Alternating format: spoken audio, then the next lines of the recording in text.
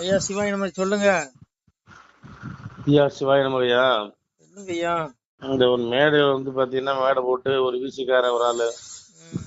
இந்த ஒரு பேர் என்ன வேம்பு, என்ன வேம்பு? அவரை வந்து அவரை பாத்தீங்கன்னா சிறுதர் ரொம்ப வேம்புங்க. என்ன வேம்புங்கிறீங்க?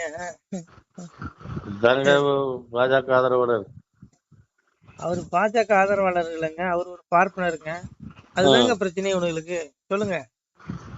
அவர் ஏதோ பேசிட்டாராமா, அவரு ஒண்ணுமே பேசலையே, அவர் பாட்டுக்கு அவர் வேலையை இந்து பாக்குறாரு. மக்களுக்கு ஆதரவா பேசியிருப்பாராட்டு இருக்கு. நாய்ங்கிறேன் நாய்ங்கிறேன், எத்தனை பெரிய பண்ணையம் வச்சு நாய் பண்ணைய வச்சு வளர்த்த மாதிரி பேசிட்டு இருக்கேன். யார நாய்ங்கிறான்? அவரைத்தான் ஸ்ரீதர் ஸ்ரீதர். ரொம்ப நாய்ங்கிறான், நானும் கேட்டேன். என்ன தமிழ்நாட்டை எதுவும் விசிக எழுதி கொடுத்தாங்களா என்ன? அப்படி அந்த நினைப்புலதான் பேசுறானுங்கன்னு நான் நினைக்கிறேன். ஏன்னா என்னதான் இவனுக்கு கொம்பு இவனுக்கு என்னங்க புதுசா கொம்பு முளைச்சிட்டா கொடுக்கு முளைச்சது. எங்க அப்பா ஏற்கனவே சொன்னான், கோழி குஞ்சிகள் எல்லாம் கூட்டை விட்டெழும்பும் முன் கொம்பு முளைக்க கண்டேன் சிவனே ஐயானா. கோழி குஞ்சு கூட்டுல இருந்து எலும்புறதுக்குள்ள முட்டையில வெளியே கொம்பு முளைச்சு வருவோம் கழிவுத்துல. அந்த மாதிரி இவனுக்கு பேசுறத பார்த்தா தமிழ்நாட்டுல என்னமோ இவனுக்கு பட்டா போட்டு கொடுத்த மாதிரி ஒருத்தரும் பேசிட்டு இருக்கான். நான் என்ன கேக்குறேன், இவனுக்கு இந்த அம்மா செயலிதான் உயிரோட இருக்கும்போது எவனாவது பேசுனானா? அந்த மாதிரி அதைத்தான் சொல்ல வந்தேன். எவனாவது பேசுனானா? இவனால எங்கேயா இருந்தானுங்க எத்தனால எனக்கு ஒன்றும் புரியல. கேட்டா இது அவனுக்கு ஆட்சி, ஒன்றும் பண்ண முடியாது. ஏன்னா இது அவங்களுடைய கூட்டணி ஆட்சி, அவன் தான் பேசுவான். அதனால விட்டுருங்க. இவங்களுக்கு சிறுதர் மேல எல்லாம் பிரச்சனை இல்லையா? இவங்களுக்கு என்ன பிரச்சனைங்கிறீங்க? பிராமணன் எவனுமே எந்த பிராமணரும் பெரிய உயர்ந்த இடத்துல இருக்கக்கூடாது, ஒரு நீதிபதியா இருக்கக்கூடாது, ஒரு வக்கீலா இருக்கக்கூடாது, ராணுவத்துல இருக்கக்கூடாது, போலீஸ் அதிகாரியா இருக்கக்கூடாது. எந்த சொல்றேன் கேளுங்க முழுசா. எந்த அது ஒரு பிராமணர்கள் எந்த இடத்துலயும் அரசு வேலையில் இருக்கக்கூடாது. ஏன் குறிப்பா கோயில்ல பூசை பண்ணக்கூடாது. இவனுக்கு இதுதான் பிரச்சனை. சரி, இவனுங்களாவது கோயில போய் சாமி கும்பிடணும், அதுவும் கும்பிட மாட்டான். சாமியை கண்டபடி வைவானுங்க. அப்ப இங்க புரிஞ்சுக்குவாங்க இவனுக்கு என்னவா இருக்கு. சரி, பௌத்தங்கிற சரி, அதையாவது நீ ஒழுங்கா கடைபிடிக்கிறியா? திங்குறதெல்லாம் ஊர்றத ஒன்னே விட மாட்டானுங்க. ஊர்றத விட மாட்டான், தாவுறத விட மாட்டான், பறக்கிறத விட மாட்டான், தவுறத விட மாட்டான். எந்த ஜீவனையும் விடுறதுல புடிச்சு திங்குறான். புத்தர் என்ன சொல்றாரு? புத்த மதத்துல என்ன, புத்தர் மதம் சாத்வீக மதம். அங்க ஜீவகாரணி ரொம்ப ரொம்ப கடைபிடிக்கப்படுது. புத்த பிட்சுகள் முழுமையா சைவம் சாப்பிடுறவங்க. உனக்கு அதுக்கு என்ன தகுதி இருக்கு? ஒண்ணு புத்தர் சொன்னது கடைபிடிச்சா நீ சொல்லலாம். அதுக்கும் ஒன்னும் தகுதி இல்ல. திருவள்ளுவர் பேசுவான். திருவள்ளுவர் என்ன சொல்றாரு? அரவினை யாதனில் கொல்லாமை பிறவனை எல்லாம் தருங்காரு.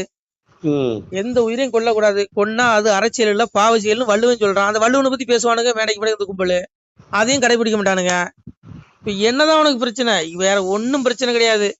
இவனுக்கு பிராமணர்கள்லாம் பிரச்சனை. எல்லாம் மேடைக்கு மேடை பிராமணர்கள் தான் வந்து பாருங்க. சிறிதரவும் யாரு? சரி விடு, இந்த சிவநாடாரம் தான் செய்யறாரு. சிவநாடாரம் தான் சிறிதரவம் மேல சிவநாடார். ஏன் அவரை பேசுவானுங்க? பேச மாட்டான்.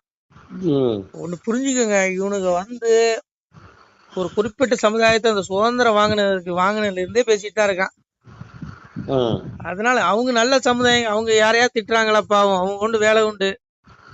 அதனால இங்க பாருங்க, இவனுக்கு அறியாமையில பேசிட்டு இருக்காங்க. இவனுக்கு என்ன புரிதல் இருக்குன்னு எனக்கு தெரியல.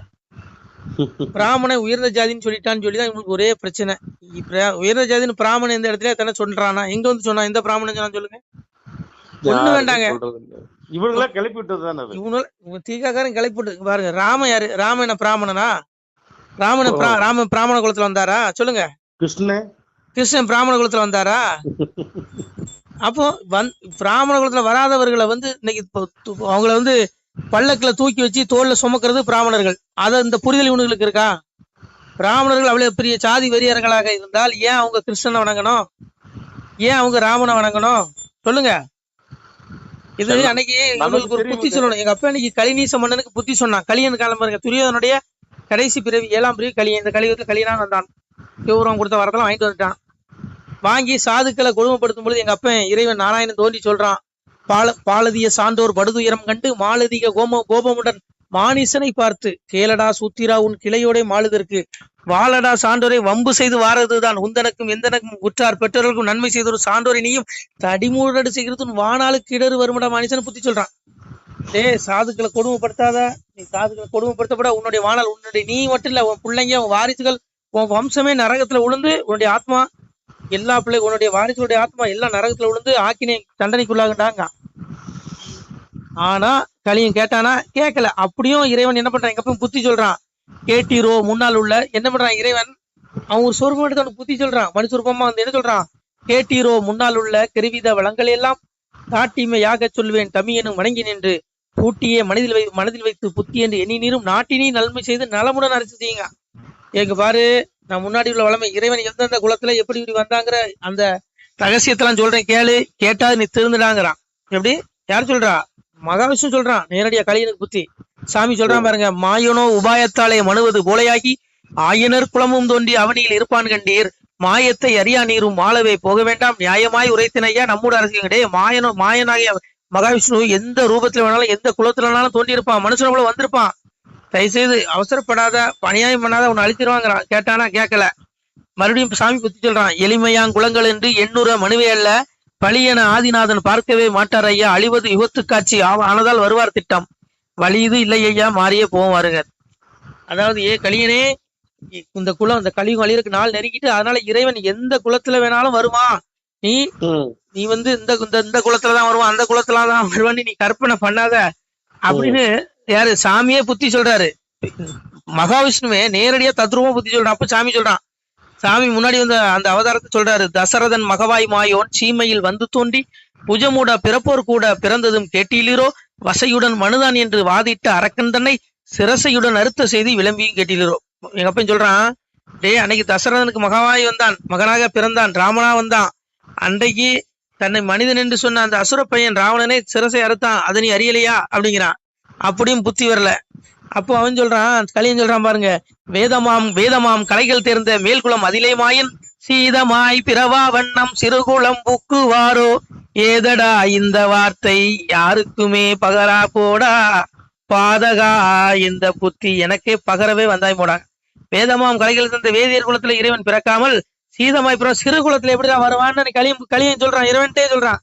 அப்போ சாமி சொல்றாரு, தெய்வகி வயிற்றிலுற்று ஸ்ரீகிருஷ்ணர் எனவே தோன்றி வைவசு தேவன் பெற்ற மனுவன வளங்கள் நாட்டி நெய் இடை வழியில் சேர்ந்து நெருடிருமா ஞானம் செய்து செய்தவர் கஞ்சந்தனை அழித்து உடனே அன்னைக்கு தெய்வ யோஜில அன்னைக்கு 1000 குலத்துல யாதவர் குலத்துல கண்ணனாக வந்தாண்டா தெய்வ வீட்டு ஸ்ரீகிருஷ்ணன் நாம கொண்டு இறைவன் வந்து அதை நீ அறியலையான்னு கேட்கிறான்.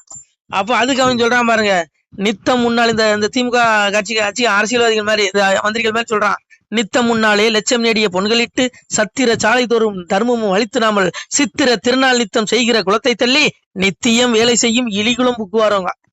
ஏண்டா நாங்க பெரிய பெரிய அபிஷேகங்கள் ஆராதனைகள் பூ மாலை பட்டு வஸ்திரம் தாம்பூலத்துல வச்சு கொடுக்குறோம், பொன்கள் தங்கம் கொடுக்குறோம், அப்படிப்பட்ட எங்க குலத்துல வராம சாதாரண இலி குலத்துல இறைவன் வரவானான்னு எனக்கு கலியன் சொல்றான் இறைவனுக்கு.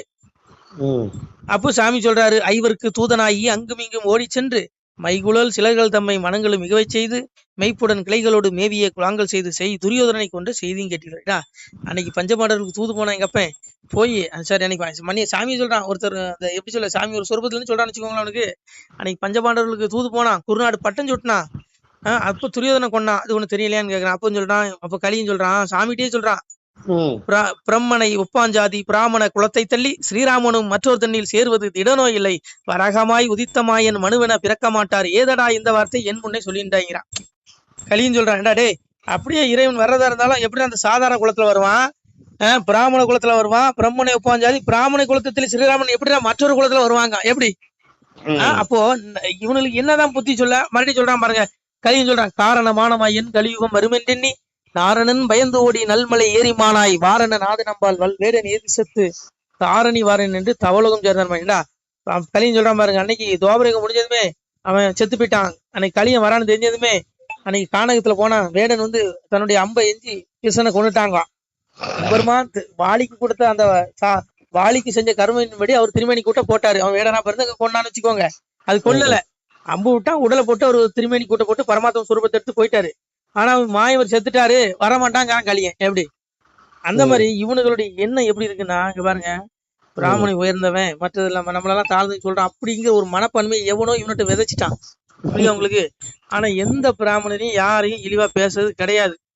ஏன்னா அவங்க வந்து உண்மையாலுமே ஒரு நல்ல ஆத்மானு தான் சொல்லணும். ஏன்னா பகவான் கீதையில சொல்றான், சாதுர்வர்ணியும் மாயா சிஸ்டம் குணகர்ம விவாசங்கிறான். இப்ப இதெல்லாம் சொல்லக்கூடிய நான் வந்து ஒரு பிராமணன் கிடையாது, நானே ஒரு எப்படி சொல்ல, நான் ஒரு பனையேறி குடும்பம்னு வச்சுக்கோங்க. அப்போ இவனுக்கு பாருங்க, பிராமணர்களை திட்டுறதுக்கு இவனுக்கு என்ன தகுதி இருக்கு? இறைவன் என்ன சொல்றான், நான் கர்ம வினையின்படி குலங்களை தோற்றுவித்தேங்கிறான். ஒரு மனுஷன் இன்னைக்கு மந்திரி ஆகுறான்னா அவன் பூர்வ ஜென்மத்துல செஞ்ச புண்ணியம். ஒருத்தன் எம்எல்ஏ ஆகுறானா அது புண்ணியம், ஒருத்தன் சிஎம் ஆகுறானா அவன் செஞ்ச புண்ணியம், ஒருத்தன் பிஎம் ஆகுறானா அவன் செஞ்ச புண்ணியம், கர்மா எல்லாம். அதன்படிதான் ஒவ்வொருத்தனையும் ஒரு வாழ்க்கையை அமைக்கிறேன்னு ஒழிய அப்புறம் பிறப்புக்கு தகுந்த அவனுடைய கர்மாவின்படி நான் அவனுக்கு ஏற்றத்தாழ்வு கொடுக்குறேன் ஒழியன்னு தான் சொல்றான் ஒழிய இறைவன் எந்த இடத்துலயும் சாதியை நான் உண்டு பண்ணேன்னு சொல்லல.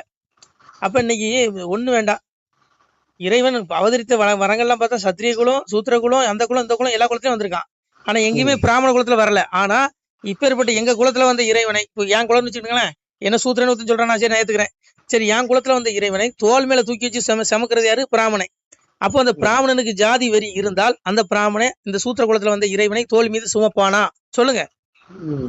இவனுக்கு இங்க பாருங்க, எவனோ ஒருத்தன் இவனோட தூண்டி விட்டுட்டான், பிராமணன் அதை செஞ்சான் இதை செஞ்சான், அதனால இவனுக்கு பிராமணரை கண்டாரே பிடிக்க மாட்டேங்குது, பசா பாடுறானுங்க. அதனாலதான் இவனுக்கு சிறிதர் ரொம்ப நாய்ங்கிறான். அவரு கண்டுக்க மாட்டாரு, அவர் செவனேன்னு இருப்பாரு. அவரை நாயின்னு சொல்றவன் கடைசியில் நாயா தான் பிறக்க வேண்டிய விதி வந்துடும். ஏன்னா நான் சொல்லல, ஏன்னா பகவானே கீதையில் சொல்றான், ரஜசி பிள்ளையும் கத்துவ கர்ம ஜாயதே ததா பிள்ளைங்க தமசி மூடை ஜாயதேன்ட்டான். துராத்மாக்கள், துஷ்டர்கள், ஏழைகளை, நல்லவர்களை, சாதுக்களை மனசு நோகடிக்கிறவன் வந்து மறுபிறவில அவன் துஷ்டன். அவன் மறுபிறவில வந்து ஆடு, கோழி, பன்னி, நாயான்னு 84 லட்சம் பிறவி எடுக்குன்னு சொல்றான் கீதையில, நான் சொல்லல, அப்பா சொல்றான். அதனால இங்க பாருங்க, இவனை நாயின்னு சொல்லிட்டு இவனு அவரு என்ன நாயா போப்புறாரா? இவனுக்கு உருப்படாம போப்புறானுங்க. நான் என்ன சொல்கிறேன், எந்த பிராமணன் இவனுக்கு சோத்திரம் மண்ணடி போட்டான்னு சொல்லுங்க. அவங்க வேலையை பாக்குறாங்க. இவனுக்கு என்னையா பிரச்சனை? அது இவனுக்கு இதான் பிரச்சனை. எந்த பிராமணனும் அரசு வேலைக்கு வரக்கூடாது, எந்த பிராமணனும் மந்திரி ஆகக்கூடாது, எந்த பிராமணனும் வக்கீல் ஆகக்கூடாது, எந்த பிராமணனும் நீதிபதி ஆகக்கூடாது. இதுதான் பிரச்சனை இவனுக்கு. குறிப்பா கருவறைக்குள்ள போய் எந்த பிராமணனும் பூசை பண்ணக்கூடாது. இதுதான் இவனுக்கு பிரச்சனை. வேற எல்லாம் இவனுக்கு சிறிதர் வெம்புல எந்த பிரச்சனையுமே கிடையாது. இவனுக்கு என்ன புத்தி சொன்னாலும் மண்டையில ஏறாது. அதனால அவனுக்கு போக்குல விட்டுருங்க, ஒரு நாள் திருந்துவானுங்க. சரிங்களா? ஆத்மா உணரணும். ஆத்மா உணராத கூட்டத்தை என்னத்த பேசுவீங்க? நம்ம பிறந்ததே அப்பா சிவனை வழிபட்டு மோட்சத்தை அடைவதற்காக தான் இந்த பிறவியே. இது அரிய வாய்ப்பு. பக்தி சோதித்தே பல நாளும் காத்திருந்த வித்திகன் இணை வந்து வேண்டார் மேல் வீடிலிருந்து செத்திறந்து தீ நரக சீல் குட்டியில் அடைக்க கொத்தியிருந்த புழுக்கள் வந்து கொஞ்சம் தூரட்டான். திருந்துங்கடா, அப்பாவை தேடலண்ணா, நான் என்னையும் சேர்த்துதான் உங்களையும் சேர்த்தான். அப்பா சொல்றாம இருங்க, பக்தி சோதித்த பல நாள் காத்திருந்த அப்பா சிவருவனை வழிபடாத இந்த ஆத்மாக்கள், அவனை வந்து வேண்டி அவனுடைய திருவடியை அடையாத இந்த ஆத்மாக்கள் தீ நரக சீல் குட்டியில் அடைக்க, நரகத்துல இவனுக்கு ஒரு உடல் கொடுக்கப்படும். அந்த உடல்ல அந்த ஆத்மா அடைக்கப்பட்டு நரகத்துக்கு எடுத்து செல்லப்பட்டு மீளா நரகத்துல இவர்கள் ஆக்கினை துன்பத்தை அனுபவிப்பார்கள். தப்பவே முடியாது. அதனால அப்பாவை தேடுங்க, முக்திகளை வழியை தேடுங்க. இதெல்லாம் விடுங்க. எவன் எவரை பேசுனா நமக்கு என்ன? அதனால இது சிறிதர் வெம்பவே கண்டுக்க மாட்டாரு, நாம ஏன் கண்டுக்கணும்? புரியுதா உங்களுக்கு? எவனோ பேசிட்டு போறான். ஆனா ஒண்ணு, சாமி சொல்லிட்டாரு, முனி பெற்ற பிள்ளையை சுண்டலிதானும் கண்டு முடிக்கி கடிக்க கண்டேன் சிவனை, கிளை சேர்ந்து ஆடியில் கூடிய எலிகள் எல்லாம் கிடைகளைந்து ஓட கண்டேன்னு சொல்றான், மகாவிஷ்ணு சொல்றான். இதுக்கு அர்த்தம் கொடுக்க வேண்டாம், அவங்களுக்கே புரியும் நமச்சிவாய. அதனால ஒரு நாள் வரும், புரியுங்க என்ன? நமசிவாய. நமசிவாய. சிவாய நம. திருச்சிட்டம்பலம், தில்லையம்பலம், பொன்னம்பலம். சிவாய நம. உறவுகளே, சிவ அன்பர்களே, தற்போது தாங்கள் இந்த வீடியோவில் பார்க்கக்கூடிய இடத்துல ஒரு சிவாலய திருப்பணி ஒன்று நடந்து கொண்டிருக்கிறது. இந்த இடத்துல பார்த்தீங்கன்னா முன்பு ஒரு காலத்தில் வந்து ஒரு சிவாலயம் இருந்திருக்குது. அதாவது இந்த ஏரியா வந்து இப்போ வந்து ஒரு தென்னை மரங்கள், பனைமரங்கள் சூழ்ந்த காடாக இருக்கிறது. முன்பு ஒரு காலத்தில் இங்கே ஒரு ஊர் இருந்ததாக சொல்கிறாங்க. ஆனால் இப்போது சுற்று வட்டாரத்தில் 5 கிலோமீட்டர் சுற்றுலாவில் ஊரே கிடையாது, காடு. இப்போ இந்த இடத்துல ஒரு சிவாலயம் வந்து அமையிருக்கிறது. இந்த சிவாலயத்தில் வந்து இருந்த அந்த சாமியுடைய திருமேனியை வந்து எடுத்து வச்சிட்டோம். திருப்பணி முடிஞ்சதுக்கப்புறம் பிரதிஷ்டை பண்ண இருக்கிற உறவுகளே, தற்போது இந்த வீடியோ பார்க்கக்கூடிய உறவுகள் தங்களால் முடிந்தால் ஒரு சின்ன உதவி செஞ்சு கொடுங்க. எங்கள் இடத்துல பொருளாதாரம் இல்லை, அதனால் பார்த்திங்கன்னா அந்த வேலையெல்லாம் அப்படியே நின்று போச்சு. பாருங்கள், இந்த அப்படியே பாதியிலே நிற்கிது இந்த சிவாலய திருப்பணி வந்து. பக்த கோடிகள், அன்பு உள்ளங்கள், தயவுசெய்து நீங்கள் உதவி செய்ய விருப்பமுள்ள உறவுகள் உதவுங்க. உங்களுக்கு கோடி புண்ணியம் கிடைக்கும். இந்த சாமியோடைய அருள் அனுகிரகம் உங்களுக்கு கண்டிப்பாக கிடைக்கும். இது வந்து ஒரு புகழ்பெற்ற சிவாலயம் கூட சொல்லலாம். சாமியோட திருமேனியை எடுத்து வச்சிட்டோம். இந்த இடத்துல பார்த்திங்கன்னா ஒரு வாசி தண்டம் இருக்குது. அந்த காலத்தில் ஒரு முனிவர் யாரோ தவம் செஞ்சுருக்காங்க. அவங்களுடைய வாசி தண்டம் அவர் திருக்கரங்களால் எழுதின ஓலைச்சுவடி கூட இன்றும் இருக்குது, இன்னும் பாதுகாக்கப்பட்டு வருது. அது கோயில் திருப்பணி முடிஞ்சதுமே அதையும் நாங்கள் அந்த வழிபாட்டுக்கு வச்சுடுவோம். இந்த சிவாலய திருப்பணி வந்து சாமி திருநாமம் வந்து முக்தீஸ்வரர் அப்படிங்கிற திருநாமத்தில் வழங்குறாரு. நெல்லை மாவட்டம் நாங்குநேரி தாலுகாவில் இந்த சிவாலயம் அமைய இருக்கிறது உறவுகளே. இந்த வீடியோ பார்க்கக்கூடியவங்க ஒரு 2 பேருக்காவது கொஞ்சம் ஷேர் பண்ணுங்கள். இந்த வீடியோ பார்க்கக்கூடிய யாராவது ஒரு சின்ன உதவி செஞ்சால் இந்த ஆலய திருப்பணி வந்து கண்டிப்பாக நாங்கள் வெற்றிகரமாக முடிச்சுடுவோம். பாருங்கள், அந்த வேலை எல்லாமே அப்படியே நிற்கிது. கல்லெல்லாம் இறக்கி போட்டிருக்கோம். இன்னும் நிறைய கற்கள் தேவைப்படுது. சுவாமியோடைய அந்த திருக்கோபுரம் பார்த்திங்கன்னா லிங்க வடிவிலே அமைக்க இருக்கிறோம். உதவுங்கள் உறவுகளே. உங்களுக்கு அப்பா சிவபெருமானுடைய அருள் நிச்சயம் கிடைக்கும். எம்பெருமான் சொல்வான், வாழுவீர் தாழ்வில்லாமல் மக்களும் கிளைகள் கொஞ்சி நாளுமே மகிழ்ச்சியை கூர்ந்து நலமுடன் வாழும்போது நீளுமே எனது செங்கோல் நீதியும் நெறிபோல் வந்து ஆளுமே உங்கள் தன்னை அன்புடன் அலையாவண்ணம். உங்களை எம்பெருமானுடைய அப்பாவுடைய திருவாசகத்தாலேயே வாழ்த்துறோம் உறவுகளே. ஆணுடன் பெண்ணும் பெற்று அதிகமாய் செல்வமாகி தானுடன் நினைவுமுற்று தர்மமும் நெறியும் கற்று வேணும் நீள் காலமெல்லாம் வெள்ளியர் உடனே வாழ்ந்து போனுதல் கமலநாதன் பொற்பதம் பெற்று வாழ்வீர். அந்த ஈசனுடைய பொற்பதம் நிச்சயம் கிடைக்கும். உங்களுக்கு இகத்திலும் சுகம், பரத்திலும் சுகம். உங்களுடைய கர்ம வினைகள் மன்னிக்கப்பட்டு உங்களுக்கு நிச்சயம் மோட்ச வீடு கிடைக்கும். இகத்தில் பூரண ஆயுளுடன் நோய் நொடி இல்லாமல் வாழ்ந்து நீங்கள் பரவாழ்வும் பெறுவீர்கள் உறவுகளே. மக்களே, நீங்கள் எல்லாம் வாழ்பொன்னம் பதியிற் சென்று முக்கியமான யுகநில மதிலே தன்னால் கக்கிய பொன்கள் ஸ்வர்ணம் கைமணம் குளிர அன்னம் பொக்கிஷம் நிறைய வைத்து புகழவுண்டு இனிதாய் வாழ்வீர். இந்த இகவாழ்வும் பரவாழ்வும் உங்களுக்கு சுகப்பட அப்பன் ஈசனர்களால் வாழ்த்துகிறோம். இந்த திருப்பணிக்கு உதவி செய்ய ஒரு ஜிபே எண் சொல்கிறோம். இந்த எண்ணில் நீங்கள் உதவலாம். நீங்கள் இந்த எண்ணிலே நீங்கள் தொடர்பு கொள்ளலாம். ஜிபே, ஃபோன்பே, வாட்ஸ்அப் எல்லாம் இந்த நம்பர் தான். 93 85 44 31 06 93 85 44 31 06. இந்த எண்ணில் நீங்கள் உதவலாம், தொடர்பும் கொள்ளலாம். வாட்ஸ்அப்பு இந்த எண்ணு தான், ஜிபே இந்த எண்ணு தான் உறவுகளே. முடிந்தளவுக்கு ரெண்டு பேருக்காக ஷேர் பண்ணுங்கள். இந்த வீடியோ பார்க்கக்கூடிய யாராவது ஒருத்தர் சின்ன உதவி, நீங்கள் பெரிய அளவில் செய்யணும் கூட, நீங்கள் ₹1 நீங்கள் தந்தாலும் மனசார வேண்டி ஏற்றுக்கிறோம் உறவுகளே. உதவுங்கள். முடிஞ்ச அளவுக்கு ஷேர் பண்ணுங்கள். நன்றி. சிவாய நம. திருச்சிற்றம்பலம், தில்லையம்பலம், பொன்னம்பலம். உறவுகளே, நம்ம இந்த இடத்துல வாழ்ந்து மறைந்த ஒரு சித்த மகாபுருஷர் பயன்படுத்திய பல 100 ஆண்டுகளுக்கு முன்பு உள்ள வாசி தண்டம் ஒரு சித்த மகாபுருஷர் பயன்படுத்தியது. அவர் திருக்கரங்களால் எழுதிய அந்த ஓலைச்சுவடி கூட பாருங்கள், இன்னும் பாதுகாக்கப்பட்டு வருது. இந்த சிவாலயம், நம்முடைய அந்த சிவாலய திருப்பணி முடிந்ததுமே எம்பெருமான் அவர் எழுதிய அந்த சிவனை பற்றி புகழ்ந்து எழுதிய அந்த பாடல் வரிகள் இதில் இருக்குது. இந்த வாசி தண்டம் அவர் பிரதிஷ்டை செய்த அந்த லிங்க திருமேனியையும் இந்த இடத்துல நாம் இந்த ஆலயம் கட்டி நாம் பிரதிஷ்டை செய்திருக்கிறோம். அனைவரும் இந்த ஆலய பிரதிஷ்டைக்கு கண்டிப்பாக வரணும். முடிஞ்ச அளவுக்கு இந்த வீடியோ பார்க்குறவங்க உதவி பண்ணுங்கள் உறவுகளை. பொருளாதாரம் இல்லாமல் திருப்பணி நின்று போச்சு. முடிஞ்ச அளவுக்கு ஷேர் பண்ணுங்கள், உதவுங்க. நன்றி. நம சிவாய. திருச்சிற்றம்பலம், தில்லையம்பலம், பொன்னம்பலம். இந்த புண்ணிய பலன் தங்களுக்கு கோடான கோடியாக வரும் உறவுகளை. நம சிவாய.